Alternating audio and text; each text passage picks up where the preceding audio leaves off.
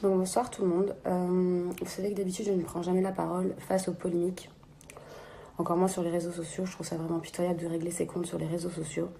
Vu tout ce qui se passe sur les réseaux sociaux en ce moment et toutes les pseudo-rumeurs, toutes les vidéos, tout cet engouement vis-à-vis de ma séparation avec Nicolas, je me dois de répondre. Par contre, je vais pas m'attarder. Je vais la faire très très très bref. Donc j'ai quitté Nicolas dimanche matin à 6h. J'ai découvert qu'il me trompait, qu'il m'avait trompé plusieurs fois avec plusieurs filles différentes. J'en ai beaucoup pleuré. Suite à ça, peut-être une journée après, vous avez pu voir des vidéos d'une femme, une fille, enfin je sais pas trop ce que c'est, qui a donc affiché donc Nicolas dans sa nuit de dimanche soir donc avec elle. Donc ce qu'a fait Nico, c'est dégueulasse, c'est un total manque de respect pour moi, c'est une grosse humiliation. Maintenant après, je me pose aussi la question, cette fille, elle doit pas avoir une estime d'elle-même qui est très haute, clairement.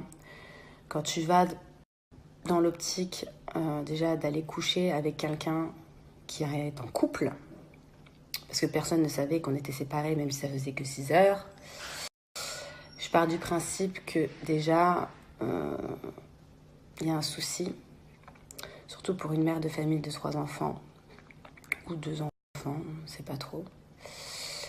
Je pars aussi du principe que quand tu pars dans cette optique-là, pour aller filmer la personne, plus l'envoyer à des blogueurs 1 heure après, je comprends pas. Si t'avais besoin que ça sorte, il fallait me l'envoyer à moi. Si t'avais vraiment... Donc pour moi, c'est un optique de faire du mal, de blesser. C'est être mauvaise, c'est être méchante. Et même de blesser ses enfants, parce que ça peut sortir, quoi. Dans les cours des écoles, tout ça. Donc, tout ça pour du buzz. Bravo. J'espère qu'elle pourra se regarder dans une glace. Bref, je ne vais pas encore plus polémiquer sur elle, parce qu'elle n'est personne, elle n'est rien, clairement. Et en plus de ça, elle mérite pas que je gaspille ma salive pour elle.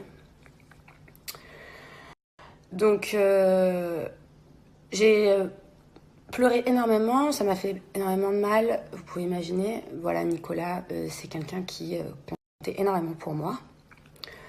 Maintenant, après, à l'heure actuelle où je vous parle, je pense avoir assez souffert. Ça fait 3 jours que je... Par contre, ça me fait prendre conscience de quelque chose. Tous les mecs qui ont un semblant de notoriété, petit peu de notoriété, qui trompent leur meuf avec ce genre de filles. Tout le monde n'est pas comme moi, ou comme d'autres, amoureuses, bienveillantes, tout ce que vous voulez. Elles sont plus là pour filmer un petit bout de votre caleçon, les mettre sur les réseaux, pour pouvoir peut-être finir dans la prochaine télé-réalité. Donc faites attention et prenez un peu conscience de ça. Donc le problème à la base n'est pas cette fille, ni ce qu'elle peut dire, parce qu'à la base, je savais qu'il m'avait déjà trompée à plusieurs reprises, donc désolée à elle, mais c'est pas la seule sur la liste.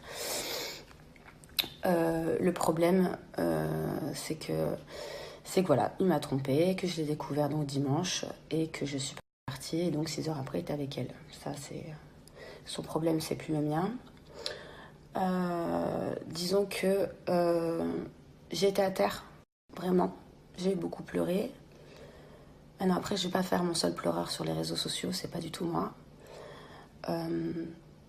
Juste là, maintenant, je vais me relever. Je vais continuer à avancer. Et voilà, c'est tout simplement. Je me relève et je suis pas... je veux plus forcément polémiquer là-dessus. Tout est dit.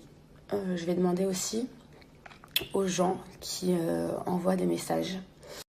Qui envoient des messages à la famille à Nico, au père à Nico, au frère de Nico et à sa grande sœur. Donc, qui envoient des messages sur les réseaux sociaux en les insultant, d'arrêter, s'il vous plaît. C'est Nicolas, que vous pensez ce que vous avez pensé de lui, c'est plus mon problème, vraiment. Qu'il reçoit des messages, ce n'est pas mon problème. Je ne veux plus en entendre parler. Maintenant, après, sa famille, c'est une famille exceptionnelle. C'est des gens avec de grandes valeurs. Donc, ce n'est pas de leur faute à eux. Et j'aimerais que ça cesse, par contre, s'il vous plaît. Donc, s'il vous plaît, voilà, c'est des gens qui méritent du respect et qui me soutiennent là à l'heure actuelle. Donc je vous demande voilà, d'avoir un peu de compassion envers eux. Envers Nicolas, je vous demande rien, je m'en fiche. Voilà. Je suis une femme de caractère, je suis une femme très forte. Je me suis écroulée, vraiment. Mais voilà, maintenant c'est bon. Donc à partir de ce moment-là, donc vous savez, quand il vous arrive ce qui m'est arrivé, quand vous découvrez que vous êtes trompé, il y a plusieurs phases. En fait, vous avez la phase où vous y croyez pas et vous vous dites pourquoi moi, qu'est-ce que j'ai fait. Après, vous avez la phase où vous avez donc une phase de haine. Après, vous avez une phase où vous pleurez toute la journée, où vous êtes mal, vous êtes vraiment au bout du rouleau. Et puis après, vous avez la phase qui est la lassitude et vous vous dites qu'en fait, la personne qui vous a fait du mal ne mérite même pas que vous versiez une larme pour lui. Je suis passée par toutes ces phases-là, dont par exemple mon énervement hier dans la story d'Aquababe. Puis là aujourd'hui je suis vraiment dans la phase que tout simplement voilà, d'un âne t'en fais pas un cheval de course et que de toute manière aucune femme mérite ça, que ce soit moi ou quelqu'un d'autre. Voilà. Donc voilà, tout simplement. Donc je pense que c'est le mot de la fin. Je voulais remercier tous les gens qui m'ont envoyé des messages, que ça soit proche, pas proche, que ça soit des gens qui me suivent pas. Voilà, sachez que j'ai tout lu, je suis très touchée et que je vous remercie énormément de votre soutien. Voilà, donc merci à tous et